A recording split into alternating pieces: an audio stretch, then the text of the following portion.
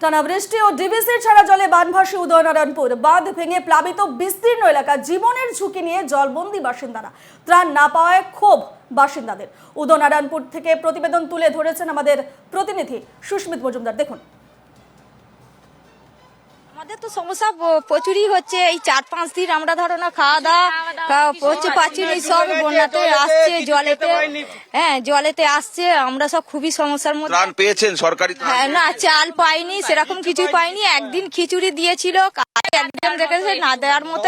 ত্রিপল ওষুধ না কিচ্ছু পাইনি, সব কিচ্ছু পাইনি। যাদের বাড়ি ঘর ভেসে গেছে তাদের অন্য জায়গায় নিয়ে যাওয়ার চেষ্টা করেছে না, মানে আনপাবলিক যারও উঁচু জায়গা আছে সেই জায়গায় লোক বসবাস করেছে, নিজেরা সাহায্য করেছে, কিন্তু অন্য লোক আসে না।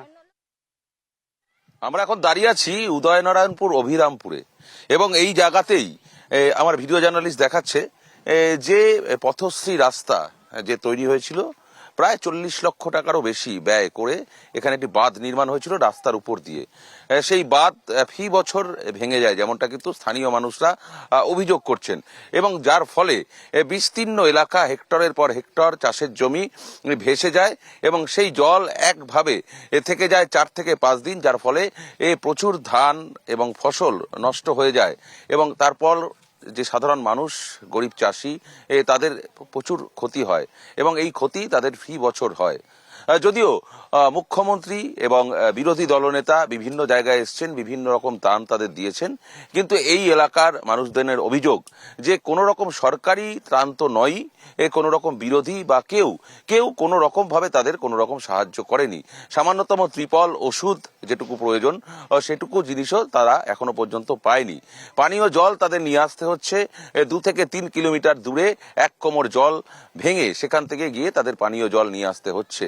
নেহাত তাদের পরিবার পরিজন এখানে রয়েছে, নিয়ে তাদের অন্য জায়গায়, নিরাপদ জায়গায় এখনো পর্যন্ত তাদের আশ্রয় দেওয়া হয়নি। তারা ঝুঁকি নিয়ে তারা এই বাঁধের পাড়েই কিন্তু রয়ে গিয়েছেন, এবং এই বাঁধ ভেঙে প্লাবিত হয়ে জলের যে স্রোত, সেই স্রোতকে মোকাবেলা করে তারা কিন্তু তার পরিজনের সঙ্গে থেকে গিয়েছেন।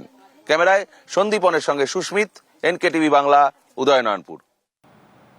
টানা বৃষ্টি ও ডিভিসির ছাড়া জলে বানভাসী খানাকুলের বিস্তীর্ণ এলাকায় এখনো জলের তলায় মারোখানা, হানুয়া, রাজহাটি, বন্দর, নন্দনপুর, জগৎপুর, কাকনান, কুশালী অঞ্চল। রাস্তা ডুবে যাওয়ায় স্তব্ধ হয়ে পড়েছে যাতায়াত ব্যবস্থা। এক গলা জলে নৌকা নিয়েই চলাফেরা করছেন সাধারণ মানুষ। প্রান্তিক গ্রামগুলিতে পর্যাপ্ত ত্রাণ না পৌঁছানোর অভিযোগ। বানভাসী সমস্ত এলাকায় বিচ্ছিন্ন বিদ্যুৎ পরিষেবা। খানাকুল থেকে প্রতিবেদন তুলে ধরেছেন আমাদের প্রতিনিধি তুহিন পাত্র। দেখুন। এখন কষ্ট হয়ে আছে খুব, রোদে ছেলেদিকে নিয়ে বাচ্চাদিকে নিয়ে খেতে পাইনি, আর পাইনি। অন্যের বাড়িতে আসেনি, না কিছু দিতে কিচ্ছু না। বাড়ির ওই তো ওরকম হাল, সব ভেঙে ভাঙে অন্যের বাড়িতে আছি। একবার ডুবে রয়েছি, তাই তো ঘরের উপরে এক কোমর জল, জলে ভেসে যাচ্ছি একদম পুরো। সাথে রয়েছি গাছের উপরে প্যান্ডেল খাটি। মানুষের জীবনযাপন করার মতন সেরকম মানে মাথা গোজার মতন, যারা ওই মাঠে ঘাটে বাড়ি করেছিল, একতলা কোনো রকমের ছোট ছোট বাড়ি করেছে, তাদের একদম কঠিন অবস্থা। এই রোদে, এই বর্ষায় তারা ছাদে একটা তিরপল খাটিয়ে, তাও তিরপল নেই, খোলা এতে বসে আছে, জল নেই, কিছু নেই। একটা গ্রামে, আমাদের পুরো গ্রামটাতে হয়তো 2-1টা নৌকা আছে প্রাইভেট বাড়ির যে কোনো, তো তারা তো পুরো গ্রামে আর জল দিতে পারবে না। জল যদিও আছে, মোটর ফটর হয়তো কোনো কোনো বাড়িতে আছে, সাবমার্সিবল পাম্প ফাম্প, তো সেখানে বিদ্যুৎ নাই। 2 দিন বিদ্যুৎ ছিল না। তারপরে হচ্ছে এই মোবাইলের যে কোনো কন্ট্যাক্ট করবে, কোনো এমার্জেন্সি, কারো বিপদ আপদ, তারও কোনো পরিস্থিতি নেই। একটা মোবাইল টাওয়ারে একটা মানে চলছে না, মোবাইল চলছে না। ডিভিসির ছাড়া জলে ও অতি বৃষ্টিতে খানাকুলের বিস্তীর্ণ এলাকা জলমগ্ন। আজ 6 দিন পার হয়ে গেলেও পরিস্থিতির সেভাবে উন্নতি হয়নি। এই খানাকুলের প্রত্যন্ত গ্রাম আর সেই প্রত্যন্ত গ্রামের মানুষ অসহায়ের মধ্যে দিয়ে জীবনযাপন করছে। বন্যার জল গ্রাস করেছে বলা যায় গোটা খানাকুলকে।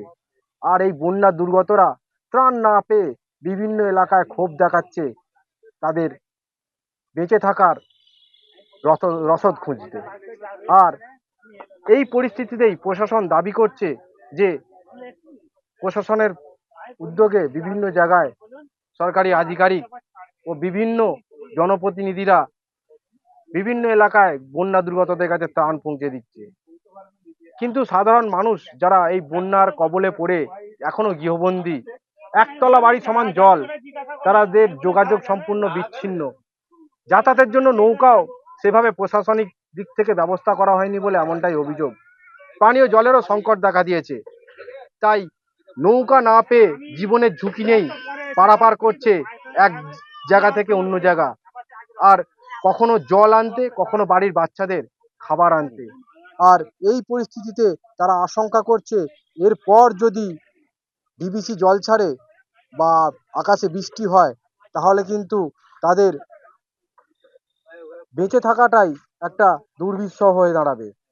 আর এই পরিস্থিতিতে তারা সরকারি সাহায্যের জন্য অপেক্ষায় রয়েছে যে পরিস্থিতি কবে স্বাভাবিক হবে আর আবার স্বাভাবিক জীবনে কবে ফিরবে, সেটাও এখন অনিশ্চিত।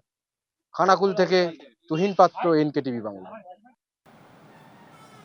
এদিকে ভাসছে ঘাটালের বিস্তীর্ণ এলাকা, কিন্তু কোথায় তৃণমূল সাংসদ দেবকে খুঁজছেন দুর্গত এলাকার মানুষরা।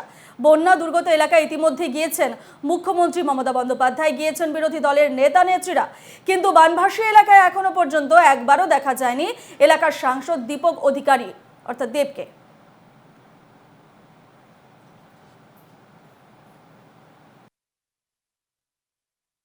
প্রত্যেক বছর এই পরিস্থিতি হয়। হ্যাঁ, ভারতবাসীর অবশ্যই। কোনো রকম কোনো ব্যবস্থা নেই। না, আমাদের যে ছিলেন দেব বলেছিলেন করার জন্য যে এখানে কি বলবে ওটা, হ্যাঁ মাস্টার প্ল্যান, তো তার তো কোনো কিছুই সুরক্ষা আমরা পাচ্ছি না। বা সেই প্রতি বছর যেমন বন্যা হয় সেরকম বন্যা আমাদেরকে মানে ভোগ করতে হচ্ছে। এই বলা কোথায় মানে এসেছেন এলাকায়? আমার চোখে পড়েনি, ঠিক আছে না, আমাদেরকে সেই দুর্ভোগ করতেই হচ্ছে। এখন অন্যান্য এলাকার কি পরিস্থিতি? এই এলাকা তো বানভাসী, অন্যান্য এলাকা অন্যান্য ইয়ে তো আরো এখানের থেকেও আরো বেশি প্লাবিত হয়ে তারা রয়েছে, যে কেউ কেউ বাড়ির ছাদেতে রয়েছে, কারো বাড়িতে আশ্রয় নিয়েছে, এরকম ব্যাপার। খাওয়া দাওয়া জল এখান থেকে নিয়ে যেতে হচ্ছে, টাউন থেকে ডোঙায় করে নিয়ে যেতে হচ্ছে, নৌকায় করে। ঘাটালের এমন দুর্যোগপূর্ণ পরিস্থিতিতে দেবের যেহেতু খোঁজ নেই, নিখোঁজ রয়েছে দেব, পাত্তা নেই দেবের, সে প্রসঙ্গে আমরা কথা বলেছিলাম বিজেপি নেতা সজল ঘোষের সঙ্গে। কি বলেছেন NKTV বাংলায় তিনি শুনুন। জোর করে দাঁড় করানো লোক। আচ্ছা বলুন তো, এই সেলিব্রিটি লোকগুলোর থেকে আপনি কি আশা করেন? ও কোমরে গামছা বেঁধে, কোমরে গামছা বেঁধে খালি গায়ে মাথায় করে খিচুড়ির ডেস্কে নিয়ে যাবে এই সিনেমার শুটিং হচ্ছে? আপনারা কি মনে করেন এই অর্বাচীন গুলোকে যারা ভোট দেয় তারা এখন নিজের গালে নিজেরা থাপ্পড় মারুক?